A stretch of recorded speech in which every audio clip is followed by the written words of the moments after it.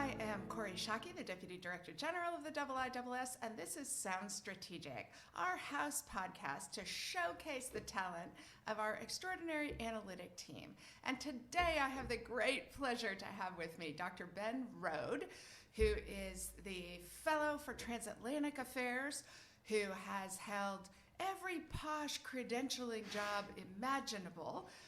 Let's see, he's been a postdoc at the Belfer Center, working with the Applied History Group, was a research assistant or an assistant for Graham Allison, did a terrific PhD on the living and the dying, the rise of the United States and Anglo-French perceptions of power, 1898-1899.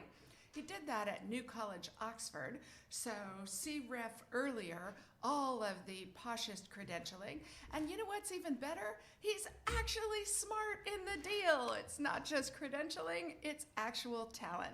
Ben Rhode, thank you so much for sharing your time and your talent with Sound Strategic. Thank you for having me, Kori. It's great to be here. You missed out one thing on my CV, which is that my first proper job was working at the Institute, which was a very formative experience for me. Okay, insane that I should miss that one of all things, but thank you for bringing it to my attention. Yes, I had forgotten you got your start at this exalted institution. So let's start by talking about the work that you do that's in the news these days, Ben. Sure. Well, my main focus is transatlantic affairs, and there are frankly a lot of things in the news in that kind of space at the moment, none of which are particularly encouraging. There are three, especially at the moment, which I'm kind of somewhat concerned about. The first is the current discourse of the whole Brexit farrago in Britain at the moment, which has been dragging on for some years. But at the moment, there's a particularly alarming discourse in the discussions here, focusing on the idea that people who are opposing the current government policy are somehow, treacherous or collaborating with the European Union. This implication that somehow there's some kind of treasonous behavior going on, that they're surrendering. Surrendering is the current kind of term that's used. And why this is alarming is not just because the idea about politicization, but to me it really underlines the fact that, at some point Britain was most likely going to leave the European Union, and yet there will still be a close relationship between Britain and the European Union just by fact of geography and economic ties. Britain is not going to sail off into the Atlantic and disappear. And despite having potentially very hostile or troubled relations with the EU, we will need to maintain that connection. But to me, it also highlights another kind of awkward reality, which is that if and when Britain leaves the EU, and there's been a very hostile divorce, the European Union will still rely to a great extent on British military power to secure it, if independently from the United States. And I'm not sure that many people in Europe are quite open yet to that reality, that kind of paradox.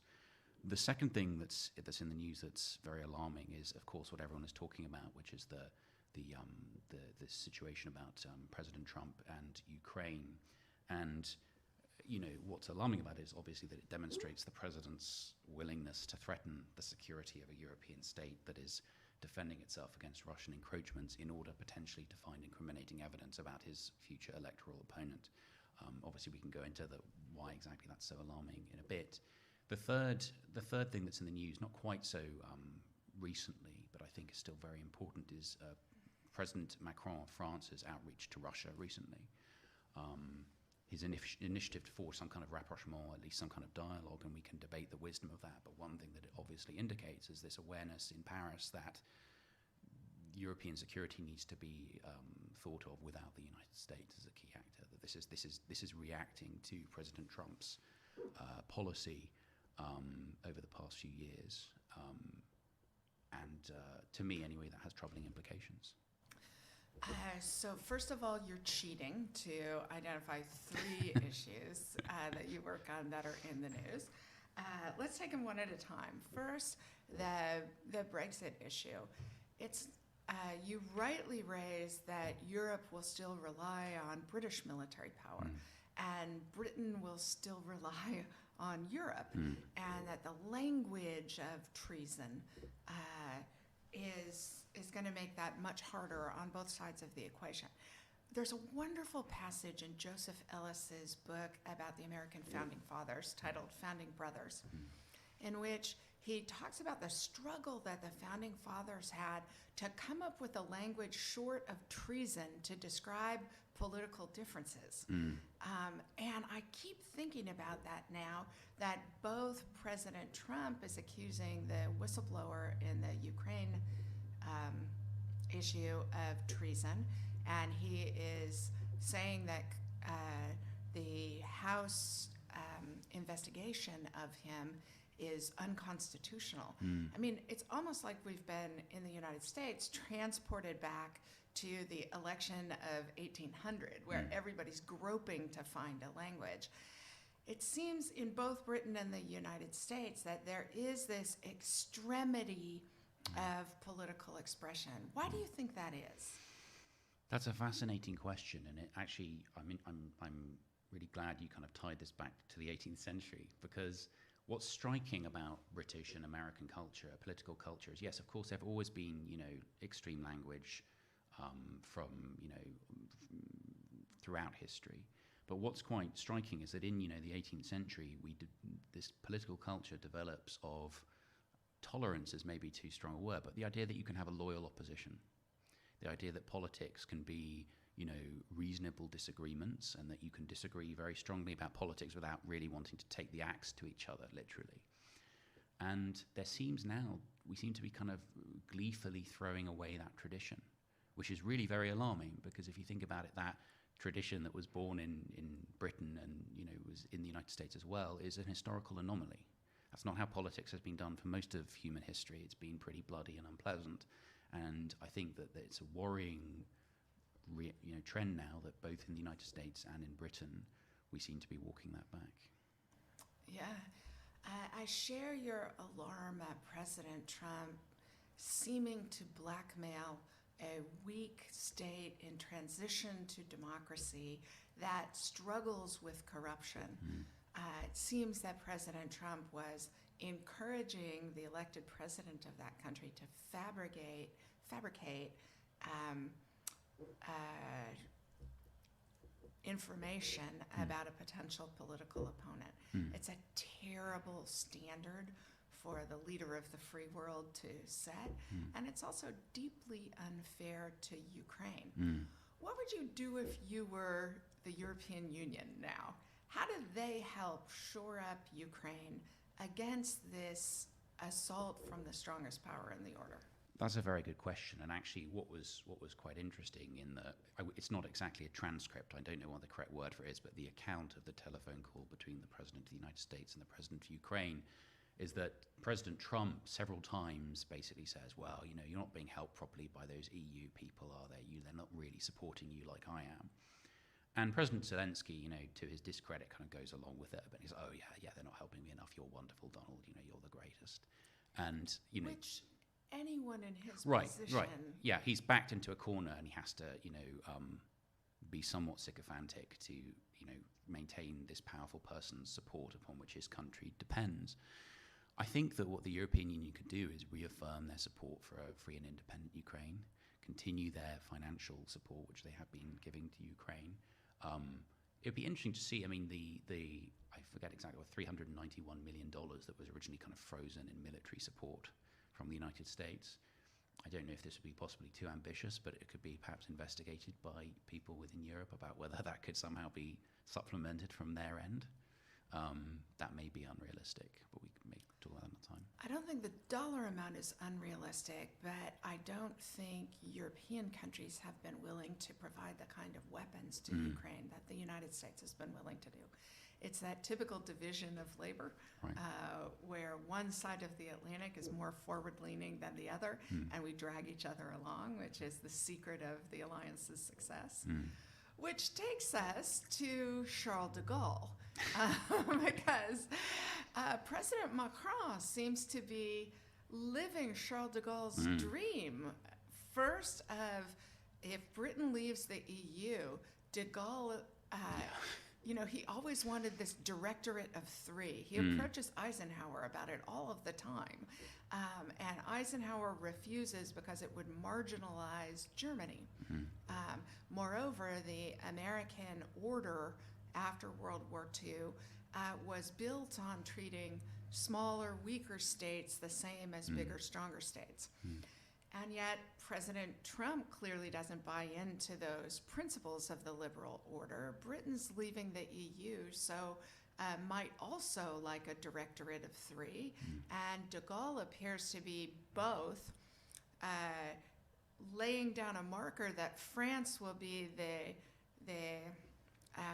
main military force in the European Union once Britain departs, and also have the latitude of a more independent foreign policy it can drag the EU along on. Does that parallel seem fair to Macron? I think that you're very right to be raising de Gaulle. I've read that Macron actually keeps a copy of de Gaulle's memoirs on his desk. Is that right? Right. So again, kind of highlighting the significance of historical consciousness and how one sees oneself in the flow of time. You know, as you're saying, you know, de Gaulle was very suspicious about the British. He had very unpleasant memories about being mistreated and belittled by Churchill and by Roosevelt. Okay, I gotta break in there. Okay. I realize that that's what Charles de Gaulle said, but he had no country and no army, and Britain and the United States let him pretend he had liberated France because we understood it was good for France's future. Sure, I'm not saying what the reality was. I'm just saying what his perception of the reality was. That, and in the war, I believe he made a remark to one of his aides where he said something. You know, the next war, the World War III, is going to be us and the Boche, the Germans, against the Anglo-Saxons. So you know, I think that these different conceptions of what the European Union is, and for many people in France, it's a vehicle for French power, which is understandable. Most countries would see it that way. And I think that Macron sees, you know, Britain has declared war on itself and it's kind of out of the game for the time being with Brexit. Angela Merkel's Germany is kind of, not distracted, well, somewhat distracted. You know, Merkel is coming towards the end of her time in government. And he has this opportunity there to be this leading force, as you say. And it's interesting you raised earlier this idea about, you know, the US vision post-war of small countries also having rights.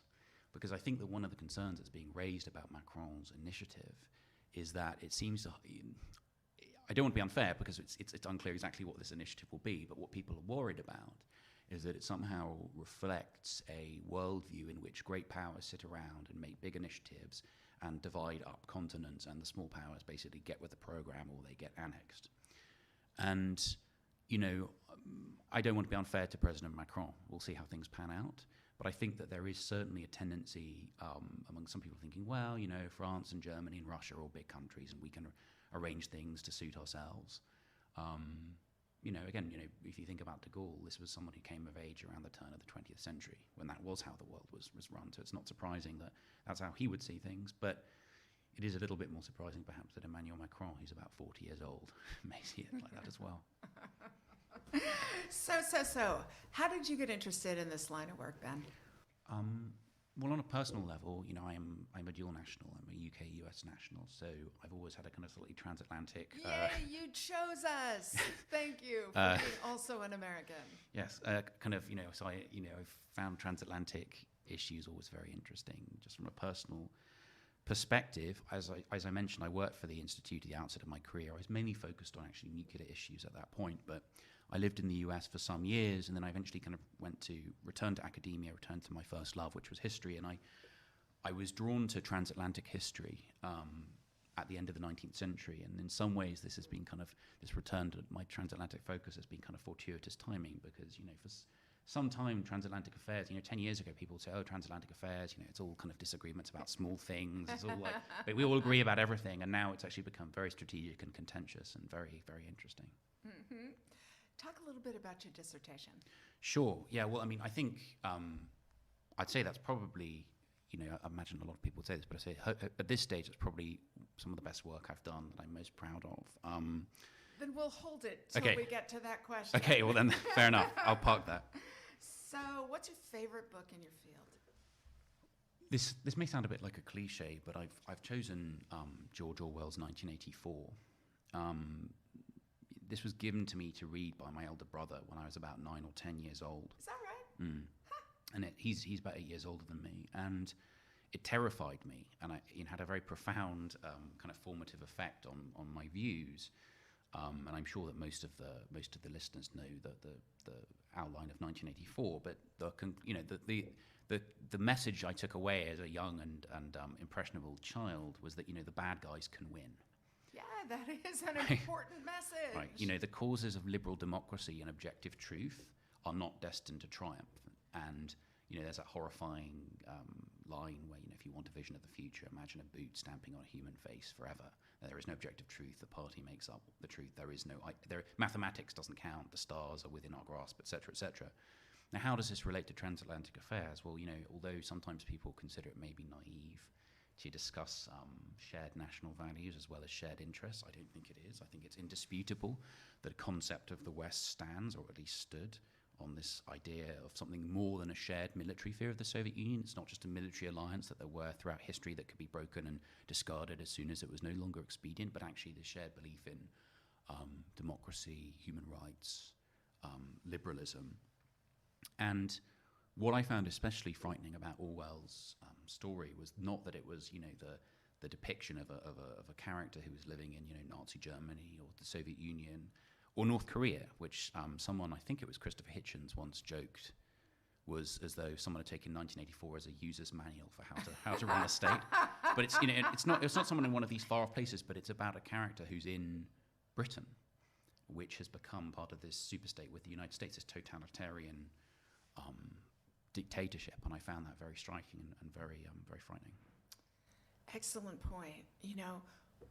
With the end of the Cold War, this narrative that we won it rather than the people of East Germany, the Warsaw Pact, and even the Soviet Union winning it for themselves, carving out for themselves better, more accountable governance.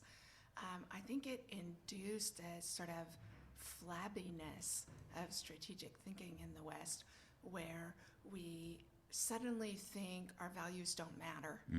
And then with the Iraq War, the overreaction to 9/11 and the 2008 financial crisis, you get a collapse of belief that our values ought to matter, right? That they bring us a better world.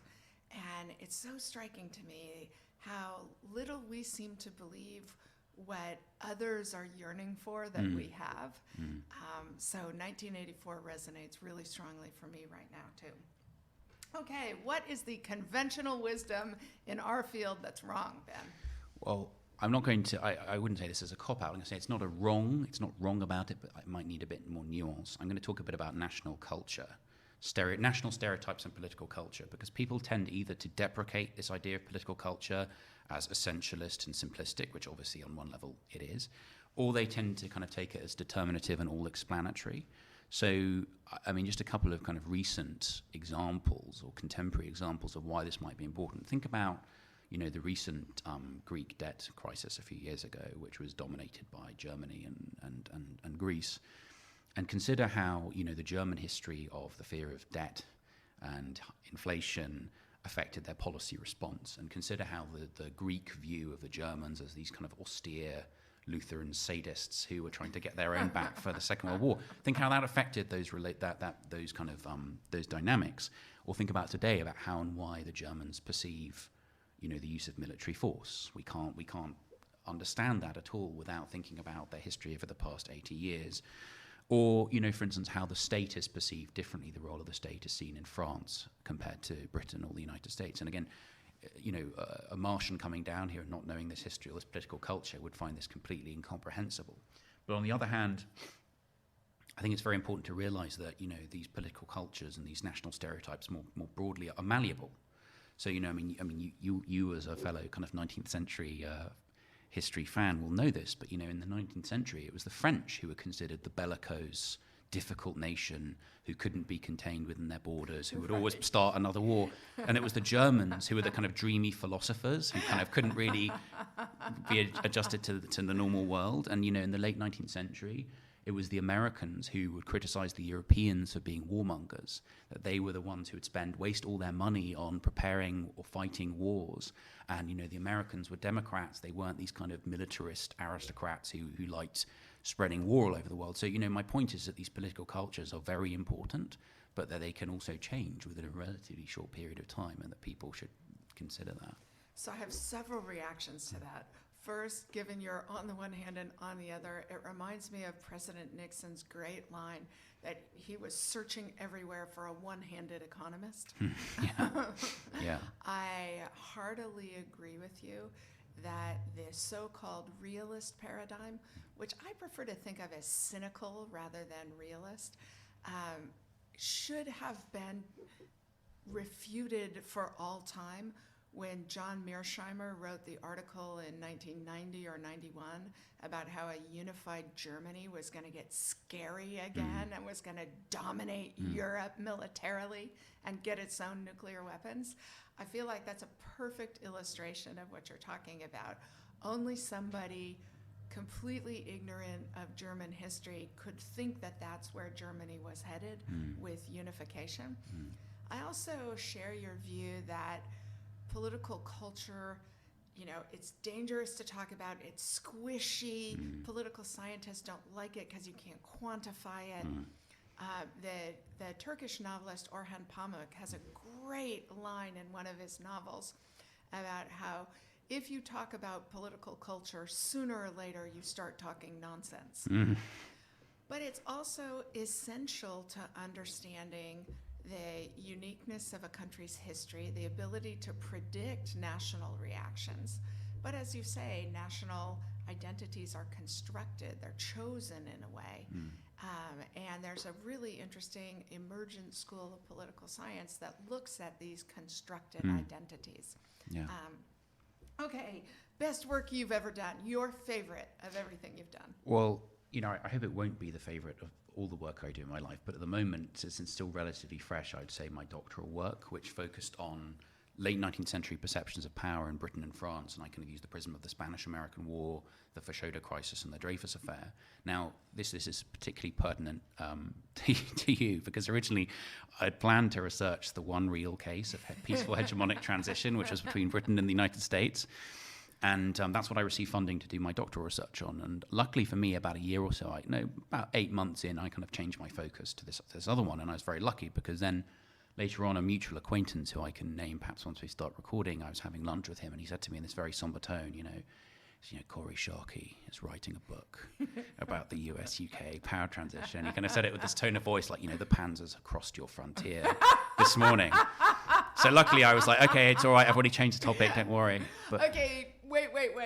There is room for more than one good book on this subject. There should be an avalanche of good books. So while I'm grateful for the compliment, I reject the notion that you shouldn't have written it on that. Well, maybe Safe Passage was published about a month after I submitted my dissertation, which would have been a bitter blow if I'd been writing on exactly the same topic. But anyway, what I ended up writing about was these Anglo-French perception of each other and of the rising United States, but also how people understood power, how the world worked, and what divided what one statesman at the time called the living nations from the dying nations. And I was interested in what was strange and foreign about their thinking.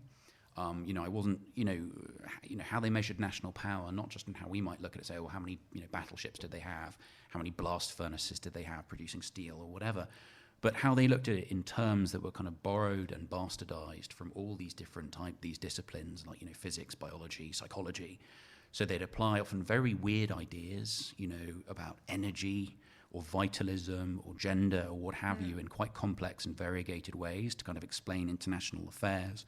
And I found working in the archives and reconstructing these people's worldviews a fascinating experience. I found it, often it's like reading someone's diary, which is just incredibly fascinating. And it was also interesting because various attitudes kind of emerged or crystallized in this period that we can still see are very operative today in transatlantic affairs. And just one, for instance, is the French, conception of, les Anglo-Saxons, which now we think, why are they talking Anglo-Saxons? Like, we don't talk about the Gauls and the Celts or whatever. Because, in this period, the British and the Americans were talking about the Anglo-Saxons and how wonderful this new Anglo-Saxon friendship was. And also, we usually think about that in the context of the Spanish-American War, which obviously was the main thing. But the French were hearing this and thinking, we're next. We're also the Latins, and these guys are going to carve up our empire then as soon as they get a chance. So to me, it was fascinating to see these attitudes, and also the idea of this special relationship between Britain and America. In 1898, this is one of the first times, as you know, that people in Britain kind of really start laying it on thick about, we're friends of the United States and they're our kin, and we must be with them in this future world fight. War between us would be fratricide. Right, exactly. So it's fascinating. I mean, obviously things have changed since then. That was 120 years ago, but it's fascinating to see how some of these attitudes were emerging around that time, and we still have them today. So I don't know anything about the Fashoda Crisis. Teach me and our listeners. Well, it's interesting you say that, because actually most people in Britain don't know anything about the Fashoda Crisis. I didn't think I knew about the Fashoda Crisis until I went to university and I was reading history. But people in France know it very well, as they remember, for instance, Mers el-Kabir in 1940, when the British sank lots of French ships and killed thousands of French sailors, which, again, no one talks about here. Fashoda was at the kind of peak of what's called the New Imperialism, when European powers were trying to divide up the few remaining bits of the world that hadn't yet been colonized. And Britain and France had basically dominated Egypt for about 20 or 30 years before then together. The Suez Canal is built in 1869. But the British basically kind of squeezed the French out, and the French are very unhappy about this. And the French decide they're going to go and they're going to go send an expedition to the Nile, which obviously if you control the Nile, you can have a lot of influence on Egypt.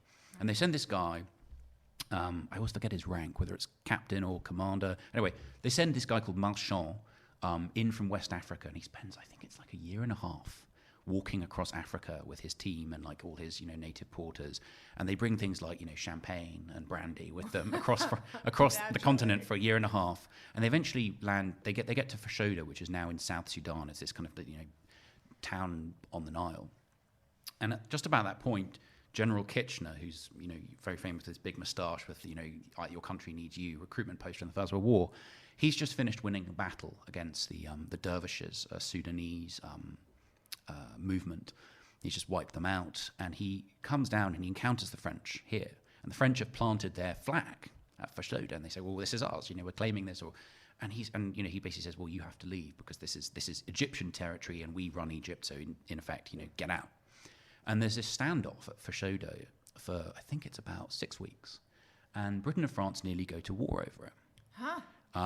It almost happens, and the French eventually have to back down because they know that navally they're much weaker. They're going to lose the war, and they say, if we have a war with the British, it's going to be just like the Spanish and the Americans earlier this year, where the Americans totally destroy the Spanish Navy and steal their empire.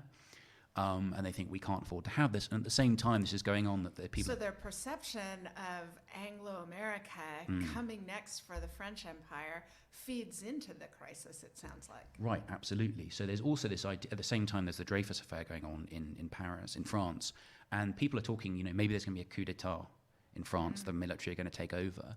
And there is this idea that a lot of people start saying, well, maybe the British have inspired the Dreyfus Affair to undermine us and also to get us to back down at Fashoda, and all this is all one part of the same thing, and isn't it sinister? So anyway, it's all very complicated. I found it very interesting, and the Fashoda Crisis I use as a way of looking at how people were talking about France being decadent, and people like Theodore Roosevelt, who soon would be the president, would say, the French are unfit for self-government. The day of the Latin races is over, and isn't it wonderful that we, the Anglo-Saxons, are now friends? So that's the Fashoda Crisis. Fabulous. Thank you for that education. Last question. What's your favorite visualization of data? Well, actually, I was thinking of having one that we had in the military balance recently. However, Dana Allen, our colleague, already did that a few weeks ago. So I've had to dig into this other one, which I'm going to hold up for you. Yay! This one. I love this. Okay, so this one is, I'm going to try and describe it as clearly as possible for people who can't see the image. So this is a data visualization which was done by Charles-Joseph Minard, who was a former, I think he was a government official, he was a civil engineer in France. And he does this great data visualization, which basically shows Napoleon's invasion of Russia in 1812. And you start off with this big kind of thick block line marching westward across the border from west to east towards Moscow. And as it goes east, you can see it kind of gradually thinning out as either like people go off on kind of diversions there, or people get killed off in battles. And eventually it hits Moscow, and then he has to turn around. And so the line changes color, and it goes back from east to west. And you can see it again, thinning out, thinning out, thinning out. And at the same time, there's a line below here showing the temperature below zero that it was at each day when they were there. And it's going steadily down to it's like minus 30 Celsius or worse. And you can just see the line thinning out, thinning out. So when they get to the Berezina, when they cross the Berezina, like half of the line disappears. So it shows very neatly that he went into Russia with 422,000 men, and he comes back 6 months later with 10,000 men. So it just shows the scale of the catastrophe. But one thing that's really great about this map is, and by the way, I realized when I was looking at this again, this was in 1869, which is the year that War and Peace was published, which I'm sure wasn't a coincidence. You see that actually, our idea of the Russian defeat is that, it's general winter, that all the troops freeze to death, etc. But you can see that actually Napoleon's lost most of his troops by the time he hits Moscow. So actually, it was a different reason why most of those guys died. But it's only when you look at this kind of thing that it really jumps out at you. Fabulous. I am thrilled you chose that. It's also one of my favorites. And we will post it alongside the audio of this so people can listen to it. Dr. Ben Rhode, thank you so much for talking about not just one, but 3 areas where your expertise is topping the news.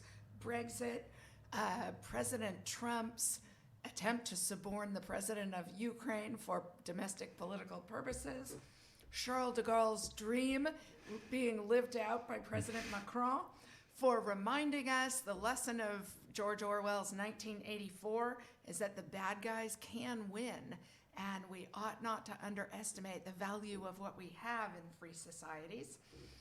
For talking about the importance of political culture, and in particular, Anglo-French perceptions of power. For teaching me about the Fashoda Crisis, of which I knew nothing. And lastly, for celebrating and talking us through Minna's fabulous data visualization that shows that it was not simply cold that destroyed Napoleon's army, it was Napoleon's battles that destroyed Napoleon's army. Ben Rhode, thank you so much for sharing your talents with Sound Strategic, and more importantly, for sharing them with the IISS. Thank you, Kori. It's been great being here.